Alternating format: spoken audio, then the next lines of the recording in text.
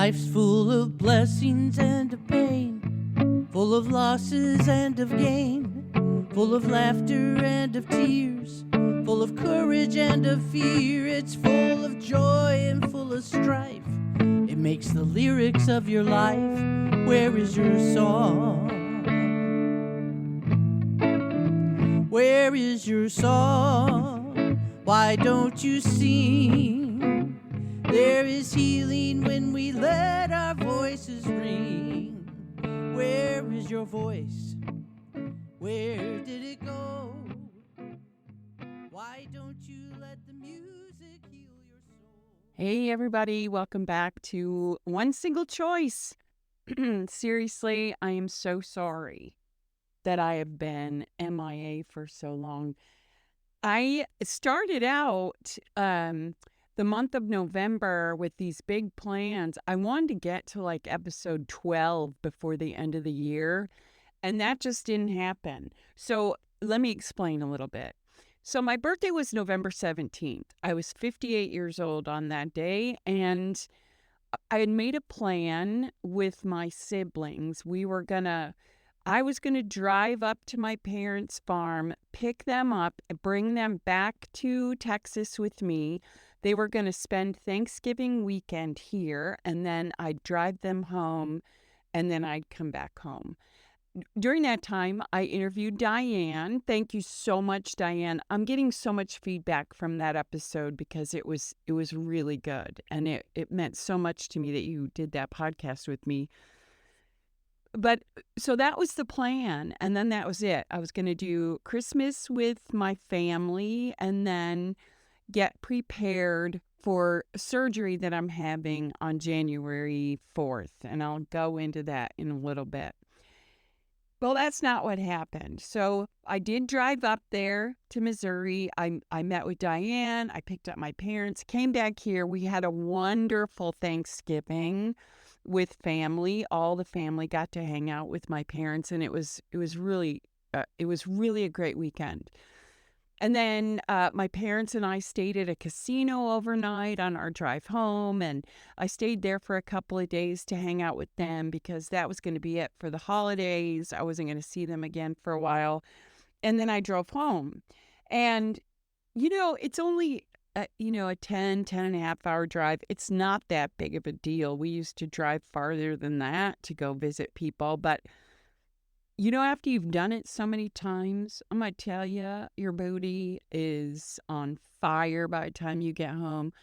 So I got home and it's the week before our family Christmas where we all get together, including my ex-husband and his new wife. We all get together. Well, my grandson was coming for a week, and he was able to be here for the party. It was wonderful. It was great Christmas. Well, the day my grandson left to go back to California, I was like, I could just stay home, or I could drive back up to my parents and see my sister and her husband and son and my parents again for Christmas. So I did it. Okay, another 10 and a half hour drive up there and another 10 and a half hour drive home. It's not that big of a deal. Now that it's over, I'm so glad that I went. And this is part of what I want to talk to you guys in this episode about. I want to talk to you about, little decisions that we make and how we spend our time and how we think about, what it is to be a part of a family and what family looks like. Doesn't matter what your family looks like. Whoever you consider to be your family, that's your family. And this season, this whole holiday season, I spent it, and I have so many tidbits of happiness. This is one piece of advice I'm going to give you guys.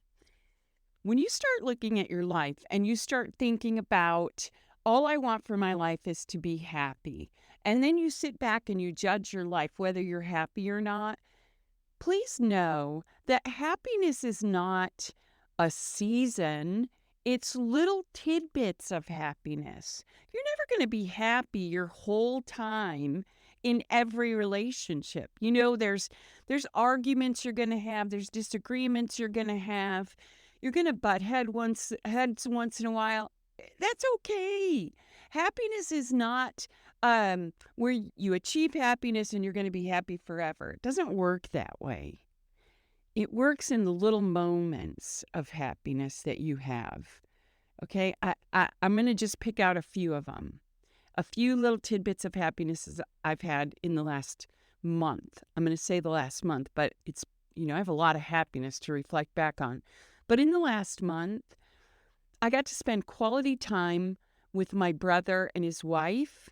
We walked through this Christmas light display in St. Louis, and it was beautiful. And the biggest part of that was the little interactions we have with each other, being happy in that moment and finding little reasons to be happy. Is it always going to be like that? I'm going to say no. My brother and I butted heads for a few minutes during that outing, and in those few minutes, it was painful because we get along for the most part. But those little interactions don't count. They're not the things we're going to remember. We're going to remember the little bits of happiness. And there was so much of it. I mean, I love them so much that just hanging out with them was awesome. So there was that. And then I always reflect back on happiness when it comes to spending time with my parents. We don't always see eye to eye. Their beliefs are generationally older than me, so there's a little bit of conflict there when it comes to the way they believe and the way I believe. And that's fine because I'm not looking at those things as something that I'm going to count my happiness towards. I'm never going to get them to believe the same way I do, and I'm never going to believe the same way they do in everything, right? But my happiness is not about those things. The happiness is about the little interactions we have. I'm going to tell you the road trip, when I picked them up and drove them back down here to Texas, it was 10 hours and I was worried about it a little bit because, my mom's not in the best health and I thought we're going to be stopping a lot. There may be some complaining and it's going to be uncomfortable for a little while. But I'm going to tell you, it wasn't. We listened to podcasts, we listened to books, we talked. I pointed out things along the way, and we only stopped twice. I mean, it was really an enjoyable drive. I really enjoyed it. And I like the drive anyway.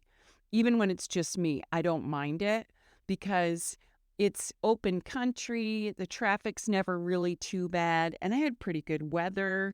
So, I mean, it was good. But being with my parents on that drive, it was a whole new experience, and we enjoyed it together. And then the amount of happiness that came in that weekend, when you do things throughout your life, and this goes for everybody who is an adult and lives away from their family. When they come to your place, you get to show them things that you're really proud of. For me, it's just about how comfortable I make my home and what I do and how I relate, those kind of things. I was so excited to share that with them that the whole time they were here, for me, was happy. It was just happiness. So, and then we got to visit with my other brother and his wife and their family. And we went to my son's and his wife for Thanksgiving. And then my other son and his wife and daughter came, and we spent the next day with them. We got to all go to church as a family. And it was really a great experience. And then heading back up to my parents for Christmas, I was surprising my little sister by going there. And, it was something I struggled with the decision to go back up there because, I'd been up there 3 times in the last 2 months. And so I struggled with it a little bit, but just to hold on to her and cry and reflect back on Christmases past and just to feel the connection again. I mean, she's got a busy life. I have a busy life. So we don't get to spend a lot of time together. And so just having that short little visit, it was enough to spark up memories that we will talk about in the future. My sister's a pretty good cook, and she spent a lot of time in the kitchen. And I really enjoyed that because for those of you who know me, I don't do a lot of that cooking stuff. I mean, I love to watch cooking shows and I go, ooh, that looks good. Ooh, maybe I should try that. I could try that. Well, I stick to the basics and I'm pretty good at the basics, but she went above and beyond and it was amazing. But just getting to hang out with them, it had been a couple of years since we spent time together. And, there was a lot of tears and just pure happiness. It was really good and it was fun. And so throughout all of the season, when you sit back and you think about what should you have done, I should have made it a point to spend more time with my stepdaughter, Stevie. I love her so much and I don't get to spend a lot of time with her. And so that is the one regret I have for the holidays, but we did get to chat a little bit on Facebook Messenger, and I enjoyed that. But for the most part, I'm tired, but it was an exciting holiday season. And, it started out with my interview of Diane, who I'm looking forward to interviewing her again because I think she brings so much good to the podcast, just her experiences and how she handles her professional life, her single life, her music, um, dating, those kind of things. I just really feel like she brought a lot to the table. So now I can tell you guys a little bit about my surgery. So on January 4th, I am having abdominoplasty. So it's where they remove all of the excess skin from when I was at my heaviest weight. So most of you know that in the last year, I've lost over 100 pounds. This morning it was at 102. I've lost 102 pounds.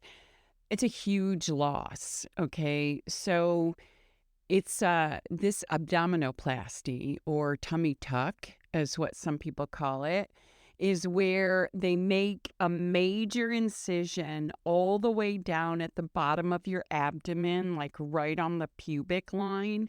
And it goes from one hip all the way to the other hip. And then they take the top part of your abdomen and they pull it down and they cut off whatever excess skin is there. And then he reforms the belly button, puts that back, and then stitches you up. So I know it sounds awful, but here's my why. I spent my whole life, 58 years of my life, working on my myself, working on my weight and what I look like. There's peer pressure, and then there's the pressure that we inflict upon ourselves, right? Well, I've spent many, many years working on myself and trying to get myself to where I want to be. When I did that, I realized that there are consequences for everything we do. And the consequence of being so overweight is having this leftover skin. There is nowhere for it to go. And being 58, the elasticity of my skin is pretty destroyed. So it costs a lot of money to do it, and it's a risk that that I'm willing to take. Not everyone would be. I understand that. And I know that there are a lot of people that will give me pushback when it comes to this. But this is something that I really want to do for myself. And it's not so much for what I look like, because I'm not going to look for anyone. I'm not, I don't need to put on a bikini to be happy. But I've worked really hard on myself, and this is like the final polish that I want to put on myself is this surgery. So anyway, that is going to be on the 4th of January, and it's going to take quite a bit of time to recover from that. I will be doing an after surgery update so I can let you guys know how it is and how it was. And I'm going to talk to the people out there. I know there are a lot of people that follow this podcast who are also a part of the GLP-1 medication group that I'm on TikTok and Facebook. For those of you who don't know what a GLP-1 is, let me give you a little bit of a background on that medication. So Mounjaro is the GLP-1 medication that I started out on. And Mounjaro is the brand. It's from Eli Lilly. So I'm sure if you're on TikTok or on Facebook, you've seen or heard about it. And what it is a medication. It's a once a week injection that you take to help regulate your blood sugar. All right. So a lot of people take this. It's actually a diabetes medicine. Okay. And you're going to get a lot of pushback from people when you start using Mounjaro. There's a lot of people out there that say we who are obese Americans should not be taking Mounjaro because it's taking away from the diabetic community.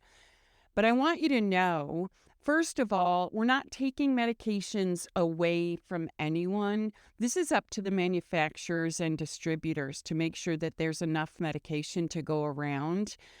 Mounjaro is a very expensive medication. It's actually a trizepatide is what it's called. That's the formulation of it, trizepatide. And it's GIP-1 and GLP-1 agnostic. All right. And it works with your receptors in your brain. They've actually talked about using Mounjaro to help people with addictions because it works with those receptors in your brain. Now, I'm not going to talk to you about all the scientific parts of this, and I don't want people to come at me if I said anything wrong. Please do your own research when it comes to GLP-1 or GIP-1 medications. I'm just going to tell you what my experience with these medications have been. About a year ago, actually it was a year and a couple of months, September 2022, I was on TikTok and I was brand new to TikTok and I started finding these people who were talking about Mounjaro. And I immediately sent a message to my doctor. I've been on a diet for my entire life, my adult life. And every diet works for me, okay? Every diet works. I get on the diet, I can lose weight. The problem is the second you vary from that diet, you manipulate your blood sugars, your insulin levels, and you immediately start putting weight back on. I know a lot of you out there are relating to what I'm saying because this is what happens with people who have obesity, and it is a disease, and it's something we live with every single day. It's not because we are constantly eating unhealthy, doing bad things, not working out. It's a lot of factors, okay? And I know a lot of people are going to come at me and they're going to say things like, if you work out and you eat right, you're going to be able to maintain your weight. Well, I can tell you people that maybe now that I have spent a year in a body that I've been able to regulate my insulin levels and my body is now used to being smaller, maybe now eating right and fitness will work in my favor.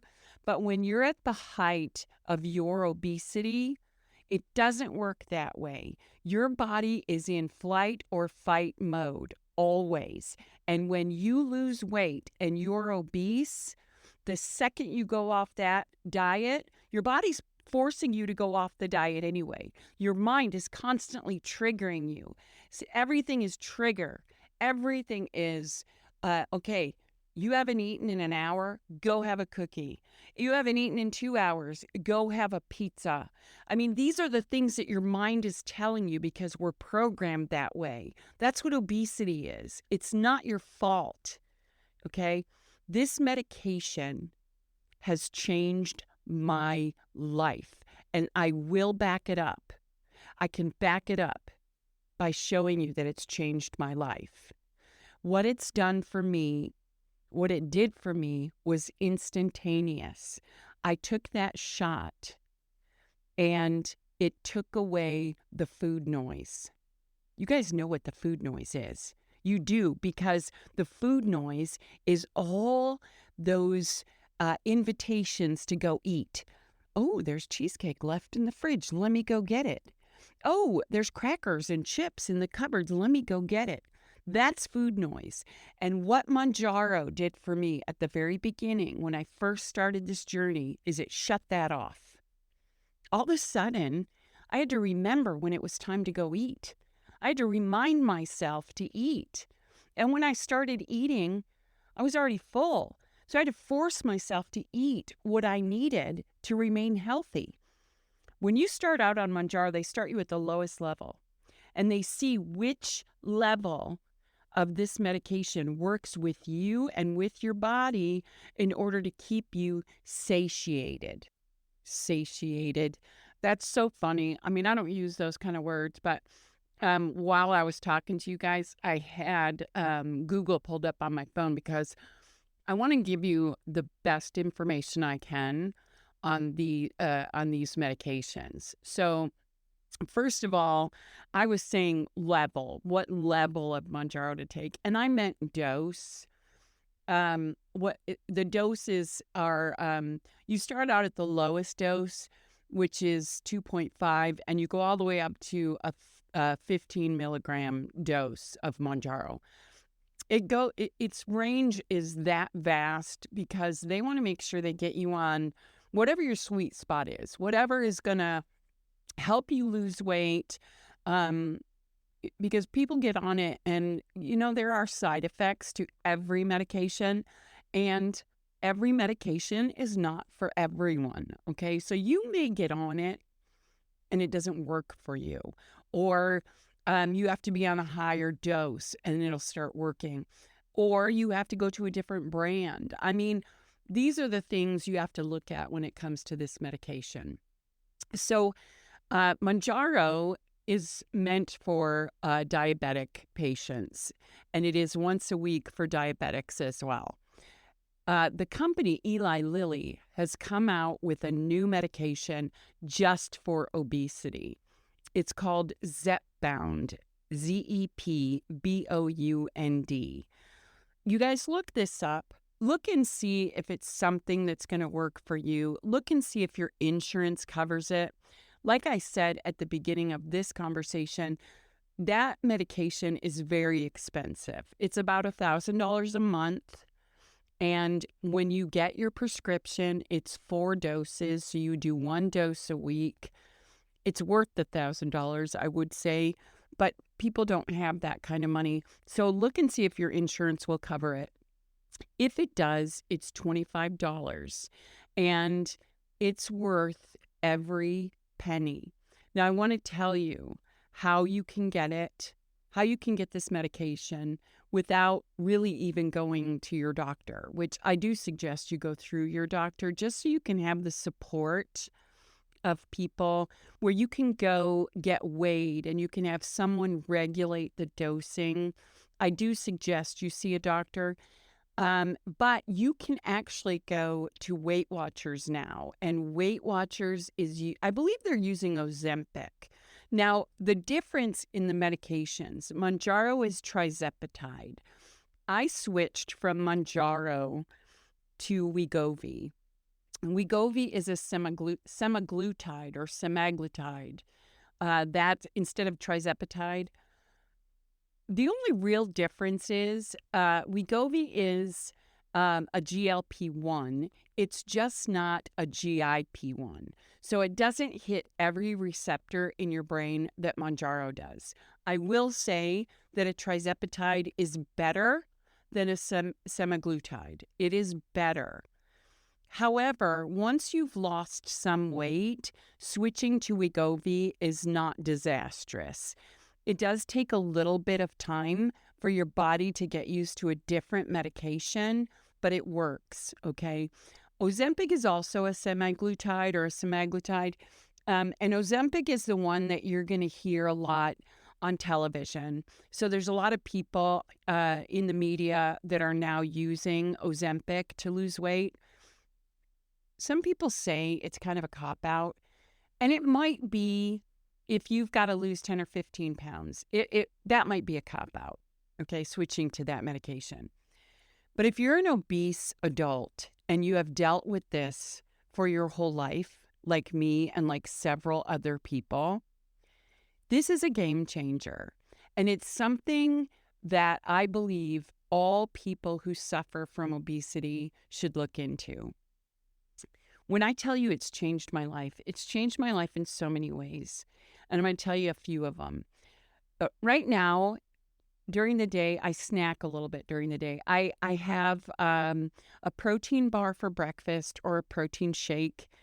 During the winter, I have protein bars instead of a protein shake because I like my protein shake with ice and it's very cold. So I have a protein shake for breakfast, and then I'll have a couple of low calorie, low sugar snacks throughout the day. Like right now, I'm eating skinny dipped peanut butter cups. There's 2 grams of sugar. It's 70 calories for one. It's really good, and it helps keep me full. I won't use the word satiated again because a lot of my family that's listening to this, they're going to roll their eyes because I don't use those words, but it keeps you fuller longer, okay? Excuse me. And then for dinner, I have a big salad. Like I have all the good stuff in it and chicken or whatever. You don't have to eat like that to lose weight on this medication, but you're going to want to because you're going to look at regular food and you're going to be like, I don't know if I want that or if I'm going to eat it. That's the difference. That's what the medication does for you. All right. So I encourage you guys to talk to your doctors about it. Maybe follow support groups that are on Facebook and on TikTok and on Instagram. Find some GLP-1 groups, their support groups, and you're going to see how many lives this medication has changed. All right. Look into Weight Watchers. Weight Watcher, I'm not exactly sure, but I think they use Ozempic in Weight Watchers now. That's how big this is. It has the ability to change the course of medical care in America. And I know that sounds extreme, but when you look at all of the side effects of obesity and the side effects of what happens on semaglutide or tirzepatide, the change is going to be global. It'll be global, and it's going to be on a scale that we can't even measure right now because so many things happen to your body when you're obese. So many things. You can't breathe. You know, your illnesses pop up. Diabetes pops up. All of the side effects of those diseases come into play. Cancer. I mean, all of this stuff. And when you lose this weight, the difference it makes in your health, it's a game changer. It really is a game changer. So part of my One Single Choice podcast going forward is I'm going to update you guys on what it's like pre-surgery and post-surgery. Pre-surgery is I'm wearing a size 2. Yeah, I said that out loud, and I still can't believe it's true, but it's true. I'm wearing a size 2. I went from a size 18 almost to a size 2. And that in itself is a miracle. Once I have this surgery, I don't know what I'll be wearing. I'm not really sure I even care. I'm at a good weight right now. I'm not looking to lose any more weight. But I am going forward looking at promoting the products and the things that have helped me get here. So I'm going to be talking about it on my podcast. I also wanted to share with you a gift that I got from my dear sweet sister-in-law, Debbie. She got me a bracelet for my birthday, and it's by a company called Be Fierce. It's really cool. I think it's Be Fierce. I'm going to have to look that up and share it with you. But she got me this bracelet that says Be Fierce because that's my tagline, to be fierce, my friends. And it is so special to me that I'm going to talk about this company that manufactures this. I'm going to talk about that moving forward. But thank you, Debbie. I love it so much. Of course, my brother as well, but I know that it's got Debbie written all over it. So to both of you, thank you very much. It's one of the most special gifts I got this season. So thank you for that. But more than anything, you guys, I want to wish you all a happy new year. I want you to feel grateful for all the things, all the good things that happened this year. I know a lot of bad things happened too. Some things we don't even want to think about or talk about. But I want you to find those little good things that keeps you moving forward, keeps you focused on the future. And I want you to think about all the good things to come. Start manifesting things by thinking positive and helping people. Helping people is so big. And even if all you're doing to help someone is to be kind in that moment, when you get that call from a telemarketer and you accidentally answered the phone, instead of hanging up or being nasty, just say, Happy New Year, or I hope you have a great day, whatever, okay? Just have a kind thought or a kind word for someone. It's going to change the way you feel about yourself and about the day and about the upcoming year. So I want to wish you a happy new year, and above all else, be fierce, my friends. Life's full of blessings and of pain, full of losses and of gain, full of laughter and of tears, full of courage and of fear. It's full of joy and full of strife. It makes the lyrics of your life. Where is your song? Where is your song? Why don't you sing?